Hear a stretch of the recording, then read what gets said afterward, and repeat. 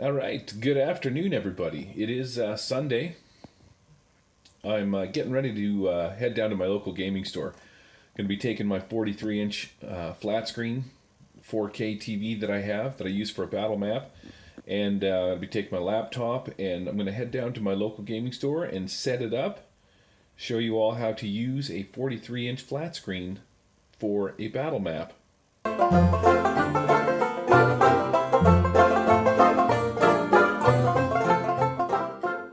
We'll be taking the gigantic 43-inch TV with us as well. Super cool. Some of you Savage Worlds fans will get a kick out of the fact that I use my old, or not my old, but my 5th edition D&D books to prop up my 4K 43-inch TV. Alright, the TV is unhooked. Simple as pulling out the HDMI, unplugging it from the plug-in, and I got to take out these 4 screws to get rid of the stands because I don't want them when I take it to the store. I do use this TV as my daily driver for my computer, so I put the stands off and on every time, not even remotely a pain in the ass. I got my Savage Worlds man purse loaded up with my goodies, ready to rock and roll. This case in itself weighs more than the frickin' TV I take. Check out my stylish son in his Hawaiian shirt. What are you doing? I'm recording you. Why? Because you're sweet.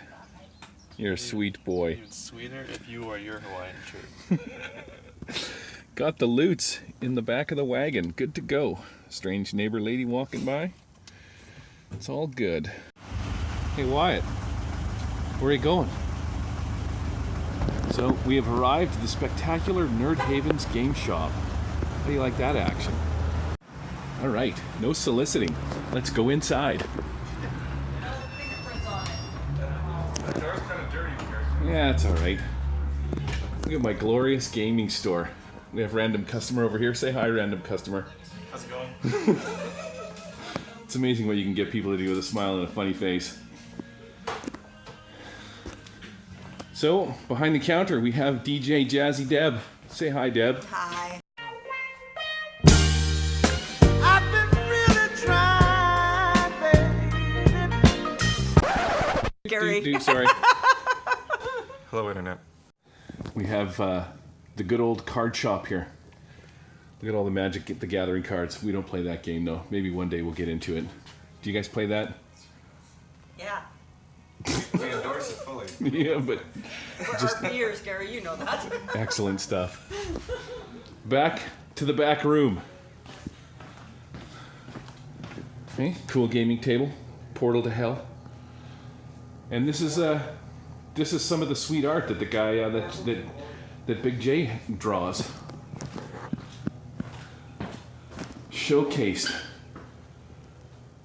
He also did the cover for my superheroes game. This is one of my favorite pieces anyway. Han Solo. There's been some times when me and Han we've had moments. And into the back room. What's going on, gentlemen? Hello. Hey. Some seriously fucking epic artwork on the walls. Yeah. What are you guys playing? We're just relaxing right now. You were up until I showed up. Exactly. Yeah. What's the fruit of choice? Gummies. It's not really fruit. You guys should be eating healthy. You're going to get scurvy. You should know better. It's got 12% real fruit juice. What's happening, Wyatt? We're sitting here in a room and you're recording it. Yeah. And you just got Thanks for your help, Wyatt. I appreciate everything that you're doing to help your old man out. What are you laughing at? Player number 1, CJ. Say hi to the internet. Hello, Internet. Yeah, you're the man. What are you recording? What do you mean, not for really? Besides, anyways. This is going to be a YouTube video on how to use a TV as a battle screen. Say hi to the world, David. Everybody's kind of hiding. Don't worry, I'll cut most of this out, but probably not really. So, we got the magic setup today. We got a little box of minis, everybody's favorite Coca-Cola, a mouse and my notepad, laptop with Benny's, extra shizzle. What are you talking about over here, guys? What are you talking over there? What are you talking about? Yeah. Okay. CJ, what are you talking about? Nothing. And here we have the majestic 43-inch 4K TV hooked up to the laptop. Nice and simple. You just power it all up, plug in an HDMI cable, and you're good to go. And then you can see I got 2 instances of Fantasy Grounds running. Awkward, uncomfortable video recording in the background. Say hello to Abe, who also wants to be on the internet tubes. You guys look very uncomfortable. Yeah. More players have arrived. Say How hello you to doing, the, eh? say hello to the world. How's it going, eh? That's What's going on right now? You ready for Klaus, the handsome Klaus? That's most kind. We are ready. Yeah. It's coming back into the store to make sure. Oh, hello. Yeah, see? Now you know why I like to come here. All right, so we got my 2 instances of Fantasy Grounds connected, and we're just simply going to push one through, pop it into the top of the table, and we now have Deadlands running 2 times. So I'm in control of this bad boy down here, and the players will see anything that I share with them on this screen here. Right, David? Yes. You're excellent. I know. Okay, got this sucker up and running. So I realized that we're a little far away and you can't really see what's going on. You can see my mini and you can see my little 1-inch square for my marker there, but what I've gone and done is I've created the plot point campaign, The Flood. It is already built into this module down here called The Flood that I'm kind of highlighting. You can see it around there, kind of a whatever. But so what I've done in my own deal, I've got my images, I scroll down to my little images here, and boom, this pops up. What I do is I right click on this and I hit share sheet. It's going to share the sheet and it's going to put it over here onto my desktop, at which point I drag this up to the corner and I go down here and I'm going to drag this one, and look at the size of the giant ass battle map that I now have for my players. I can zoom out a little bit more, and like I was saying earlier, it's not quite 1 inch to spec, but I don't care. It's close enough. If my players' little minis are you know, over the squares a little bit, as long as they can count and see distance and stuff, that's all that really matters. So here's the map. Once again, you can see I built this map in GIMP, got some train pieces, threw in some clouds, got the background going on there and stuff, and then I used some of Zovia's tokens that come if you're a subscriber to her. You can see like the plant life, dropped a few shadows and stuff, the rocks and stuff that she made. I just dropped them on my map, built this map, and this is my Wild Ride map. So, going back to my deal down here, I don't really need to have this map open. This is kind of like a stupid ass tutorial on how to use Fantasy Grounds, but if you've never done this kind of stuff before, it's actually going to be kind of cool. So, under the encounters, my players are on this train, they're heading towards the city of Lost Angels, and there's an encounter where the train gets attacked by a bunch of Chinese people from Shan, Flan, Flin, Flan, Flow. But you can see when I click that, over here there's a bunch of stuff. Now it doesn't really matter what these things are, but there's a button down here inside Fantasy Grounds that you can press. And what it's going to do is it's going to add an encounter. You see the combat tracker pop up. There's your combat tracker. And what I do is I hit the share button. The share button is going to obviously put this over here, which I then drag up into the chat window, and we just resize it because you don't need to see all of that stuff. When I come back down to the bottom, if I make these visible, you can see everything on the map has now appeared. So I've pre-configured this entire combat. We're good to go. My players can see everything. They have their minis on the maps, etc., etc., etc. Like you saw in the previous video on the other one, I just deal out the cards. I don't even really use the combat tracker other than to keep track of who's attacking who. I can put shaken on some of the tokens and whatnot. Like, let's see, if I go up here, let's say I zoom in on Chinese Ogre because he is, and then I go down to my whatchamacallit down in the bottom here, and I find my Chinese Ogre right there. Shaken. See the shaken symbol pops on, so I can keep track of who's shaken, who's incapacitated, who's wounded, who's got what's going on. All of that stuff is completely accessible to me inside the combat tracker. I don't have to keep track of that kind of stuff. It's, you know, the combat tracker will do all of that sort of paperwork and accounting for me. Also, too, I just basically turned everybody on, but I don't have to have everybody on. Say I just want my Chinese ogre visible, and then all of a sudden they go in wherever they go. I can have whoever I want visible whenever I want them. From the combat tracker, Chinese ogre, if we go down here and I click on this, like I said, I don't need to bring anything with me. He's got a massive pole arm. This thing shows you the damage, his stats, that whole 9 yards. I would just tell my players, you know, hey, so-and-so Chinese ogre is coming at you, and he's going to swing at your ugly face. And I've got it set to show my players the die roll. I'm not one of these guys that likes to hide behind the screen or any of that stuff. One simple smash of the button, my players can see underneath the combat tracker and my beautiful map, and they can move their own stuff around, their own tokens. It's basically just a glorified pen and paper, but way better, way cooler maps. And you can pre-configure stuff, which is what my favorite part about it. This stuff I set up at home on my spare time, farted around, made this cool map, set everything up, and it's all good to go. All of the stats and everything that I need to know about all of the characters are available right here. This thing tells me that he's got some fear, some size, and sweep, so I can sweep my players. It tells me his parry, his toughness, and all that stuff. I just close it down and get it out of the way. When the combat's over, it's just right-click and delete all the combatants. I usually delete them one at a time off of this thing, close her down, and we just move on to the next one.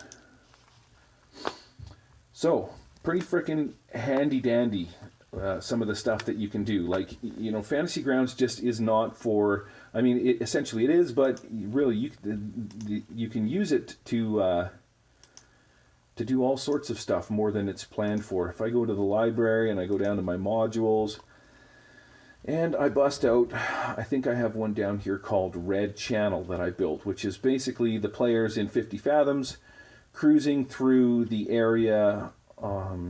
There's Sunken Tunnel, She Creatures. It would be under R for S, right? Yeah, thanks everybody. Appreciate that. I'm not stupid. Red Channel, there it is. I open it up. I go to my Red Channel. I have my images. Here's my first beach battle map with the grid already set on it. Boom, boom, boom. So this gives you an idea as to how I would go about if I was playing a Fantasy Grounds, a 50 Fathoms campaign. I got the beach battle map already set up, ready to go. Apparently I gotta go finish making dinner. So, gives you an idea of the kind of stuff that I can do. And look at that. Nobody's got maps that good. I don't have to print them out. I don't have to do any of that kind of crap. You know, print them out, cut them up, tape them together. You know, look at it. It's freaking stunning. Sharing stuff is easy. I got all the information that I need at my fingertips. I got all the rules. If I need to know something, I can create my own little notebook. Here's another map that I can share. Right-click, share sheet, pops up on the other